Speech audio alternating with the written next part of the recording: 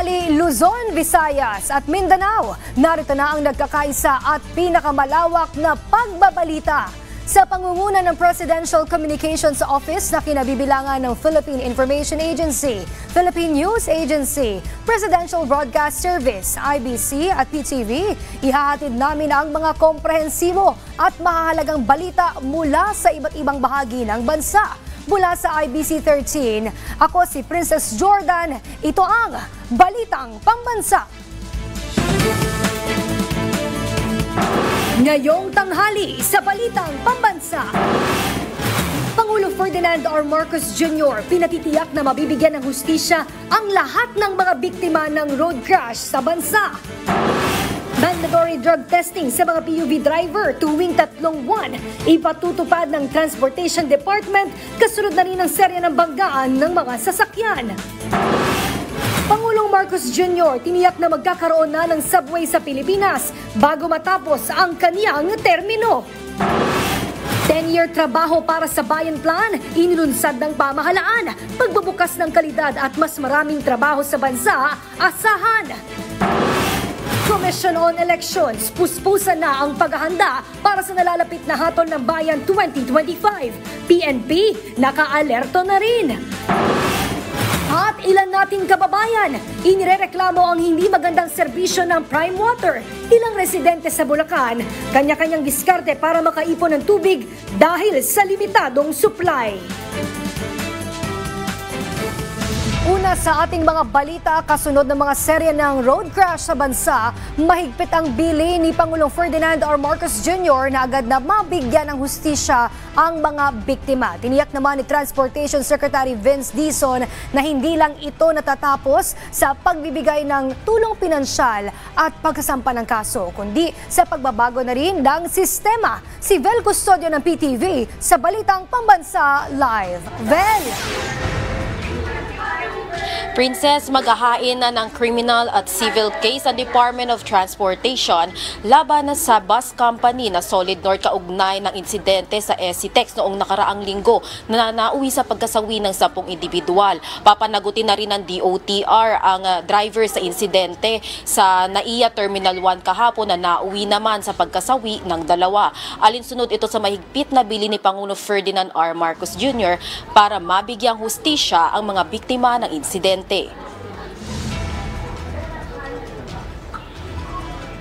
Suspendido na ng 270 units ng Solid North patungong norte kaugnay ng insidente. Nagdagdag naman ang kagawaran ng transportasyon ng 217 units para mapunan ng suspendidong bus units. Samantala, sasagutin naman ng Manila International Airport Authority at San Miguel Corporation ang pagpapagamot sa 3 sugatan sa insidente naman sa NAIA kahapon. Dahil sa sunod-sunod na road incidents, pipirma na ngayong araw ang Department Order ang DOTR na nagmamandato para sa drug testing at road testing para masiguro ang roadworthiness para sa mga pampublikong sasakyan. Makikipagtulungan ng DOTR sa PIDEA, LTO at LTFRB para dito. Ipinag-utos din ng DOTR ang paglalagay ng reliever o ang karelyebo kada 6 na oras sa pagmamaneho at ang mas istriktong driver's education. Inanunsyo rin ng kagawaran na revoke na ang lisensya ng 78 PUV driver na nagpositibo sa drug test simula nitong Semana Santa. Issue kami today ng Department Order, mandatory na for all public utility vehicle companies, no? Ang mandatory drug testing. At mag-i-issue din kami ng DO, ginagawa na ito ng task force natin ng mandatory road testing para sa lahat. Sabi ng Pangulo, ayusin ito, naayusin namin ito. Princess, magbibigay muli ng update ang DOTR para sa iba pang recommended action kaugnay nitong mga insidente sa Solid North at sa NAIA Terminal 1 kahapon. Habang susuriin din ng DOTR kung sumunod ba talaga ang Malibay bus terminal sa pagpapasara nito. Mula sa People's Television Network, Vel Custodio, Balitang Pambansa. Salamat Vel Custodio ng PTV. Mabilis naman ang naging tugon ng pamahalaan para agad tulungan ang mga biktima ng car crash sa NAIA Terminal 1. Ang driver na sangkot sa insidente isinailalim na rin sa drug test. Si Angela Peñalosa ng Radyo Pilipinas para sa Balitang Pambansa. Sa CCTV footage na ito, makikita ang biglaang pagandar ng SUV patungo sa mga pasahero ng departure area ng NAIA Terminal 1 sa Pasay City. Ang insidenteng yan, nagresulta sa pagkamatay ng 2 katao, kabilang na ang 5 taong gulang na bata na kasama sa paghahatid sa amang OFW, habang 4 naman ang naitalang nasugatan. Agad naman nagtungo si Transportation Secretary Vince Dizon sa NAIA para mag-inspeksyon. At base sa inisyal na investigasyon, hindi sinadya ang pag-araro ng SUV dahil may hinatid na pasahero ang driver bago mangyari ang insidente. So right now, initially, mukha namang hindi pumunta dito yung driver para managasa. No, hindi intentional dahil nga nakita natin na meron talaga siyang hinatid na pasahero dito sa huminto. Sa panayam ng Radyo Pilipinas, nangako si NNIC President Ramon Ang na sasagutin nila ang lahat ng gastusin ng mga nasawi at nasugatan. Sasagutin ko lahat ng gastos ng mga yan, from hospitalization and burial, lahat po ng kailangan nila. Tutulungan ko po sila. Inihayag din ni Ang na tuloy-tuloy ang mga pagbabago sa NAIA kung saan prioridad nila ang pagsasaayos para matiyak ang kaligtasan ng mga pasahero. The most important na pinagkasunduan namin ni Secretary Vince Dizon kahapon is gawin natin parallel passenger unloading. Para sa ganun, kung mag-runaway man, sakali na siya mag-wild, hindi siya akit sa bangketa. Yes, that's I think true. that is a very good suggestion na minungkahi po ito ni Secretary Vince Dizon. Samantala, isinailalim na sa alcohol at drug test ang driver ng SUV na nasa kustodiya na ng mga pulis. Sinuspende na rin ng Land Transportation Office o LTO ang kanyang lisensya. Pinapayuhan naman ng mga otoridad ang publiko na iwasan ang paggawa ng espekulasyon lalo't patuloy pa ang kanilang investigasyon sa naturang trahedya. Mula sa Radyo Pilipinas, Angela Peñalosa para sa Balitang Pambansa. Tiniyak ng Department of Migrant Workers o DMW ang tulong sa pamilya ng OFW na namatayan ng anak dahil sa pagbangga ng sasakyan sa NAIA Terminal 1 kahapon. Ayon sa DMW, nakahanda silang ibigay ang anumang pangangailangan ng pamilya ng biktima. Tutulong din ang ahensya na makapagpaliwanag ang OFW sa kanyang employer dahil sa pagliban nito sa trabaho kaugnay sa nangyari. Samantala, nagpaabot naman ng pakikiramay ang ahensya sa pamilya at hangad na makamit nila ang hustisya at agad na mapanagot ang salarin. Paalala naman po sa mga nagmamaneho ng sasakyan, doble ingat lalo na ngayong sunod-sunod ang banggaan ng mga sasakyan sa lansangan. At para iwas disgrasya, may ilang tips dyan ang Department of Health. Si Bien Manalo ng PTV sa Balitang Pambansa. Matapos ang malagim na banggaan sa SC Tex kamakailan na kumitil sa 10 individual at ang pag-araro naman ng isang sasakyan sa bahagi ng departure area ng NAIA Terminal 1 kahapon kung saan 2 buhay ang nawala, kabilang na ang 5 taong gulang na batang babae. Mahigpit ang paalala ng Department of Health sa mga motorista na maging alisto at maingat sa pagmamaneho. Kasunod ng insidente sa NAIA, nauna ng tiniyak ng Health Department na handa silang umagapay sa mga biktima. Narito ang ilang ligtas biyahe tips para iwas disgrasya. Una, iwasang magmaneho ng langos sa alak o droga. Pangalawa, ugaliing sumunod sa speed limit.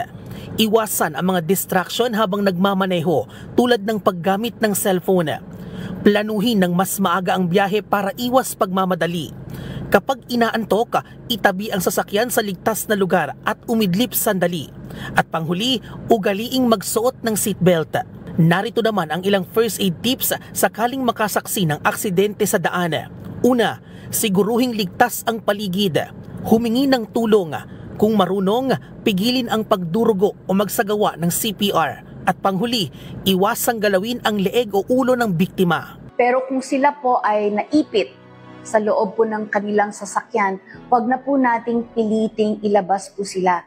Kasi baka lalo lang po dumami ang kanilang injuries. Kapag unconscious na po siya, mas maganda po siguro wag na po na nating galawin po yung biktima. Kasi maaari pong Meron po silang bali sa leeg. And kapag nagalaw po yung leeg na yon na may bali, baka lalong magkaroon ng damage po. Dahil dito, pinaigting pa ng kagawaran ang kanilang road safety campaign sa buong Pilipinas para maiwasan ang pagtaas ng kaso ng trahedya sa lansangan at wala ng buhay pa ang masayang. Bien Manalo para sa Pambansang TV sa Bagong Pilipinas. Isa rin sa prioridad ng administrasyon ni Pangulo Ferdinand R. Marcos Jr. ay ang pagpapaunlad ng transportasyon sa bansa. Kaya naman, ayon sa Pangulo, tinitiyak niya na bago matapos ang kanyang termino ay magkakaroon na rin ng subway sa Pilipinas. Si Mela Las Moras ng PTV sa Balitang Pambansa. Tiniyak ni Pangulong Ferdinand R. Marcos Jr. na patuloy ang mga hakbang ng kanyang administrasyon para ibayo pang mapalago ang ating ekonomiya. Sa kanyang talumpati sa campaign rally ng Alyansa para sa Bagong Pilipinas sa Batangas nitong Sabado, kinilala ng Presidente ang malaking ambag ng mga manggagawang Pilipino para sa ating ekonomiya na sinasabayan din anya ng mga inisyatibo ng pamahalaan. Pinaghahanda po natin ang ating ekonomiya upang lumago, upang lumakas at lahat po ng maaring gawin upang dalhin po natin ang mga malalaking planta, ang malalaking investor dito sa Pilipinas. Kaya naman po, masasabi ko naman, meron naman tayong masasabi na matagumpay naman po ang ating mga sinusubukan dahil trilyon-trilyon na po na piso ang pumapasok na investment dito sa Pilipinas. Bilang tugon naman sa problema sa mabigat na daloy ng trapiko, pangako ng Pangulo bago magtapos ang kanyang termino sa 2028, magkakaroon na rin ng subway sa Pilipinas. Ayon sa Presidente, mahalaga ang maginhawang biyahe para sa ating mga kababayan at sa ating ekonomiya, kaya't isa ang sektor ng transportasyon sa tinututukan nila. Bago po ako matatapos bilang Pangulo, magkakaroon na tayo ng subway dito sa Pilipinas. Yung subway, yung tren na dumadaan sa ilalim ng lupa. Yung nakikita po natin, dati nakikita lang natin sa sine yan. Meron na po tayo dito sa Pilipinas niya. Dagdag pa riyan, sabi ng Pangulo, prioridad din nila ang paghahatid ng internet access sa lahat. Sa gitna ng climate change, pinaigting na rin ng pamahalaan ang mga hakbang sa pagpaparami ng dam at flood control projects sa bansa. Kailangan na natin pagandahin ang ating flood control. Hindi lamang yan, itong flood control, kasama na rin po yan, yung pag-iipon ng tubig para mainom ng mga household at para sa irigasyon sa agrikultura. Lahat po ginagawa natin yan. Git ni Pangulong Marcos, para maipagpatuloy ang progreso sa bansa, mahalaga ang tamang pagboto ng ating mga kababayan sa eleksyon. Kaya't hinihikayat niya ang bawat isa na suportahan ang kanilang mga pambato sa pagkasenador sa ilalim ng koalisyon ng Alyansa para sa Bagong Pilipinas. Mula sa PTV, Mela Las Moras para sa Balitang Pambansa. Sinimulan na ng Local Water Utilities Administration ang investigasyon laban sa Prime Water Infrastructure Corporation na pag-aari ng Pamilya Villar. Alinsunod ito sa utos ni Pangulong Ferdinand R. Marcos Jr. na layong tugunan ang mga reklamo tungkol sa madalas umanong pagkaantala ng serbisyo at mataas na singil ng tubig ng Prime Water. Una nang iginiit ng Malacanang na walang halong pamumulitika ang naturang hakbang. Obligasyon aniya ng pamahalaan na tugunan ang hinaing ng taong bayan o hinaing ng taong bayan.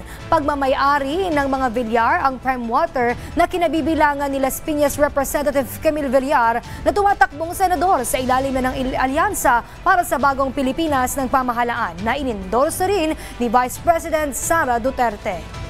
Ang Prime Water, anuman naging transaksyon nito, dahil umiiyak ang karamihan, dapat po talagang maimbestigahan. So wala pong pamumulitika ito. Hindi po lahat ng ginagawa ng administrasyon para sa taong bayan ay pulos or pamumulitika. Kailangan pong trabahuhin, obligasyon po ng gobyerno at ng Pangulo na tugunan ang lahat ng hinaing ng taong bayan. Doble ang gastos ng mga residente sa Pagbilao, Quezon dahil sa kawalan ng supply ng tubig mula pa rin sa Prime Water. Kaya naman ang munisipyo at BFP tumutulong na sa pagdarasyon sa kanila ng tubig. Si Mara Gruezela o Grezula ng Radyo Pilipinas Lucena para sa Balitang Pambansa. Matagal ng problema ng ilang residente sa Pagbilao, Quezon ang kawalan ng supply ng tubig. Isa na rito si Aling Rodora ng Barangay Ikirin na naabutan namin na maraming labahin at mga hugasing pinagkainan, mga gawaing bahay na hindi niya agad magawa dahil sa kawalan ng tubig. Napakahirap po na supply ng tubig dito sa aming lugar. Halos taon na ang binibilang. Wala pong dumarating na tubig sa amin. Sa kabila nito, patuloy pa rin ang dating ng bill ng tubig ng Prime Water na pagmamayari ng mga Villar. Kaya naman imbes na makatipid, napapamahal pa sila. Kasira ng budget, napakahirap sa amin, walang magbubuhat ng tubig. Sa Barangay Castillo naman, kapansin-pansin ang mga malalaking drum na nakahilera sa harapan ng mga bahay. Dito direktang ibinubuhos ang tubig na inirarasyon ng Bureau of Fire Protection o ng munisipyo. Karamihan sa mga drum ay naabutan naming wala ng laman dahil 2 beses lamang sa isang linggo kung sila'y rasyonan ng tubig. Hindi maganda ang serbisyo ng Prime Water. Wala nang silang amano dito, umis dito sa Quezon. Hindi na dating ang tubig dito pero naniningil sila ng minimum. Dumidiskarte na lang si Mang Virgilio para magkaroon ng tubig kaya panawagan niya sa Prime Water. Problema kami sa tubig. Mahirap. Ang tubig ang wala. Marami na nagagalit sa kanila. Mula sa Radyo Pilipinas Lucena, ito si Mara Gresula para sa Balitang Pambansa. Samantala, kaugnay pa rin sa mga reklamo sa patubig, naglabas na ng reaksyon ng lokal na pamahalaan ng San Jose del Monte, Bulacan. Ang detalye sa Balitang Pambansa ni JM Pineda, live. JM? Princess, sabi nga ng lokal na pamahalaan ng San Jose del Monte na naglabas na ng board resolution ang Water District patungkol dito sa reklamo ng mga residente at nakalagay nga dito yung pre-termination ng kumpanyang Prime Water. Noong nakarang taon, pa daw ng tutukan ng katukoy ng lokal na pamahalaan ng kumpanya ng Prime Water dahil na rin sa mga reklamong kinakaharap nito sa mahinang supply ng tubig sa mga residente ng San Jose del Monte. Wala umanong naging tugon ng kumpanya dahil ang SJDM Water District ang ka-joint venture nito. Pero dahil naapektuhan na ang mga residente kaya sila na mismo daw ang kumalampag sa 2 water concessionaire. Ngayong naglabas na ng pre-termination ng Water District, ihintahin daw na makasagot ang Prime Water sa mga naging reklamo sa kanila bago gumawa ulit ng hakbang. Sa ngayon, nagbibigay ng tulong na supply ng tubig ang LGU sa mga apektadong lugar para masiguro na may makakakuha sila ng tubig ang mga residente. Princess, ayon pa sa LGU, nakikita nila na gumagawa rin ng hakbangin ng Prime Water sa problemang kinakaharap ng lungsod sa supply ng tubig. Nagkakaroon nga daw ng ilang mga pipe rehabilitation sa ibang lugar sa SJDM kung saan nakakaranas ng paghina ng tubig. Kamakailan lang din nang maglabas ng isa pang board resolution ng Water District kung saan dito ay pinapayagan nilang makapasok ang ibang private water concessionaire sa 5 barangay sa SJDM na hindi pag-aanong nasusuplayan ng tubig. Princess, kanina nga nung dinalaw natin yung ilang mga residente sa ilang lugar dito sa San Jose del Monte, partikular na sa St. Josephville, ay nakita natin may mga ilang nag-iipon na ng tubig kanina pa ng madaling araw. Yung iba nga alas 6 pa lang ng umaga. Pag binuksan nila yung gripo, wala nang tumutulong tubig sa kanila. Kaya naman talagang hirap na hirap sila doon sa sitwasyon dahil ang ilan nga sa mga estudyante na kausap natin hindi na daw naliligo, nagpupunas na lang ng basang tuwalya para lang makapasok sa eskwelahan. Yan muna latest, balik sa'yo, Princess. Maraming salamat, JM Pineda ng PTV. Isang master plan ang ikinasa ng pamahalaan para tiyakin ang paghahatid at paglikha ng trabaho para sa sambayan ng Pilipino. Ang detalye sa Balitang Pambansa ni Bien Manalo ng PTV Manila Live. Bien! Princess, target ng Department of Labor and Employment o DOLE na bumuo ng mga inisyatiba at programa na magbibigay ng mas maraming oportunidad at trabaho para sa lahat ng Pilipino tungo sa isang matatag at panatag na buhay sa pamamagitan yan ng trabaho para sa Bayan Plan. Ngayong araw, opisyal nang inilunsad ng DOLE ang trabaho para sa Bayan Plan 2025-2034. Layon din ito na tugunan ng ilang hamon sa labor market, gaya ng unemployment, underemployment at youth unemployment, kabilang na ang employability ng mga senior high school graduate.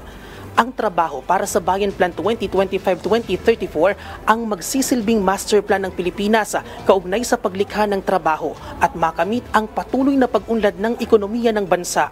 Ito ay isang whole-of-nation approach, kabilang ang ilang labor organizations, private sectors, informal sectors, vulnerable groups at concerned government agencies sa trabaho para sa Bayan Interagency Council. Sila ang inatasang bumuo ng trabaho para sa Bayan Plan. Matatanda ang nilagdaan ni Pangulong Ferdinand R. Marcos Jr. noong September 27, 2023 ang Republic Act No. 11962 o ang Trabaho para sa Bayan Act. We must continue to ensure that these gains translate into continued improvements in the lives of Filipinos under a bagong Pilipinas, where every working-age Filipino has access to gainful employment with fair compensation. Princess, bahagi rin ng Trabaho para sa Bayan Plan 2025-2034 ang tulungan at suportahan ng mga micro, small and medium enterprises o MSMEs na malaki ang kontribusyon sa paglago ng ekonomiya ng Pilipinas. At yan ang update. Balik sa iyo, Princess. Maraming salamat, Bien Manalo ng PTV. 20 pesos kada kilo na bigas, mas maraming lugar pa ang maaabot.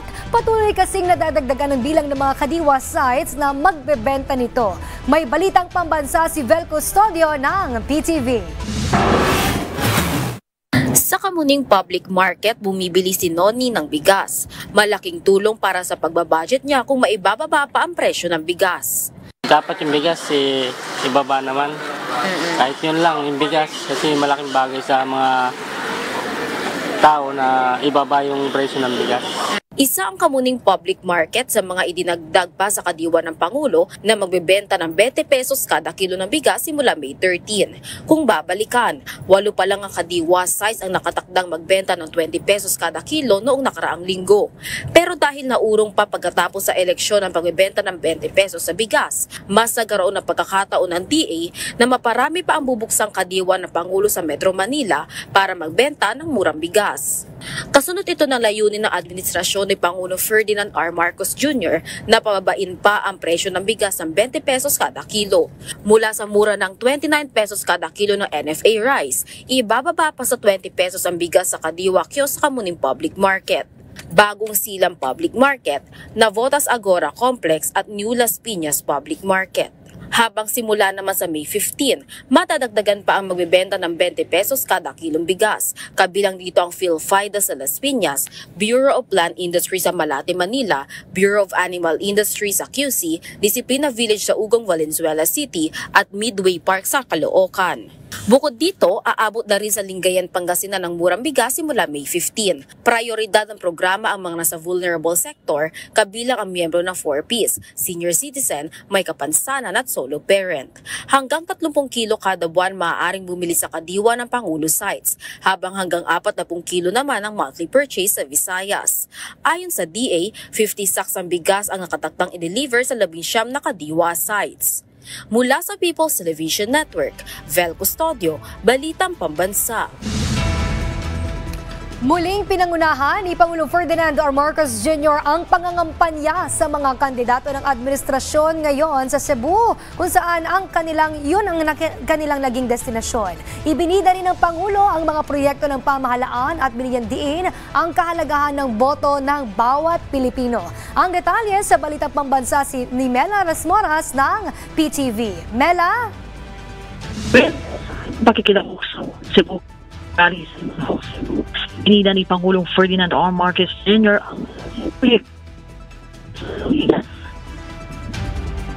ting mga ayan, kabilang mga tulay at kalsada sa iba't ibang panig ng probinsya. Malaking bagay anya sa pagbiyahe ng Cebuano at mayroon din anyang itatayong Cebu International Airport na tutulong para maging logistic hub. Cebu. Visayas. Sabi ng Pangulong ko, dating na ating mga kababayan para maipagpatuloy. Babalikan natin ang report mamaya-maya ni Melales Moras. Samantala, hindi naman kailangan magpakita ng anumang ID sa pagboto sa halalan. Ito ang nilinaw ni Commission on Elections Chairperson George Garcia sa panayam sa kanya ng Radyo Pilipinas. Ayon kay Garcia, hindi naman hihinga ng ID ang rehistradong botante dahil lalabas naman ang kanilang pangalan sa listahan sa mismong araw ng Hatol ng Bayan 2025. Batid ng COMELEC ang paglaganap ng fake news habang papalapit na ang eleksyon, kaya't pinag-iingat nito ang publiko. Bagamat hindi kailangan, mas mainam pa rin aniya ni Garcia na magdala ng ID para makaiwas sa aberya at maging maayos ang pagboto. Hindi po kailangan ng kahit na anong ID pag kayo ay boboto. Basta ang pangalan nyo naandyan sa loob ng presinto at naandyan sa labas ng presinto, kayo po ay makakaboto. Hindi po kayo hahanapan ng ating mga electoral board members, ng ating mga guro, ng kahit na anong pagkakakilanlan. Basta po naandyan ang mga pangalan nyo. So mali po yun at hindi po totoo. Malisyoso po yun yung paglalabas ng impormasyon na kailangan ng national ID. Bumuo na ng Joint Anti-Fake News Action Committee ang Philippine National Police para pigilan ang mga nagkakalat o nagkakalat ng fake news. Ayon sa Malacanang, target ng PNP na supilin ang mga naghahasik ng maling impormasyon at nagpopondo pa nito. Dapat aniyang manaig ang katotohanan at maprotektahan ng mga Pilipino.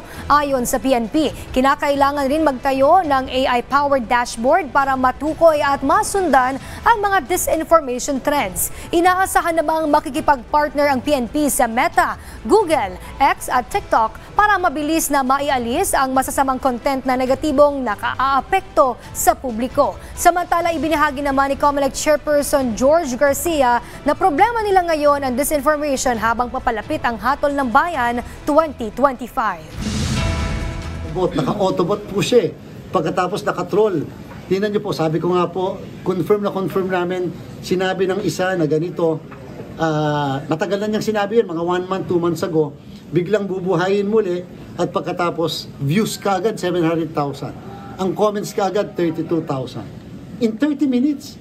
So yung po ba tao na ganun talaga, parang sobrang kasikat-sikat naman po no, na kalalabas lang, ganun kagad-dami ang nag-views. So para po palabasin, na talagang masyadong kontrobersyal yung sinabi na yon.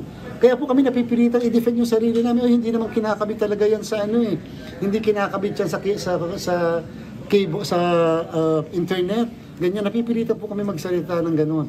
Katulad ngayon po, yan, tingnan niyo po, may lumabas na naman nga na ang sinasabi, sa May 10 na lang po eleksyon, di na May 12 dahil sobrang...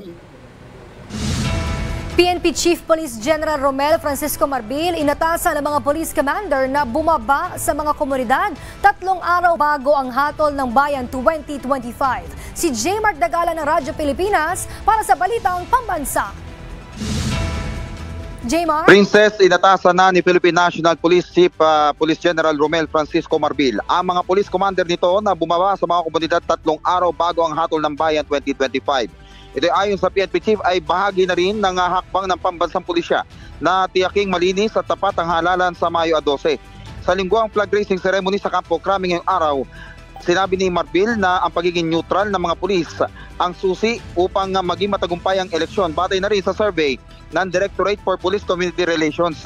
Gate pa ng PNP Chief, dapat makaboto ng walang takot ang mga botante at siguruhin protektado ang mga ito. Sa pagbaba ng mga commander, sinabi ni Marbil na masasawata ang vote buying at may tataguyod ang integridad ng halalan, gayon din ay mailayo ito sa anumang banta. J. Mark Dagala ng Radyo Pilipinas para sa Balitang Pambansa.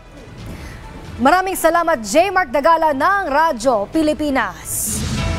At dyan po nagtatapos ang 30 minutong ulat sa bawat sulok ng bansa. Samahan niyo kaming muli mamayang 6:00 ng gabi para sa updated at pinalakas pang balitaan. Ito ang pinalawak na puwersa sa pangunguna ng Presidential Communications Office mula sa IBC 13. Ako si Princess Jordan, atid sa inyo ang komprehensibong paghimay sa mahalagang usapin dito lang sa Balitang Pambansa.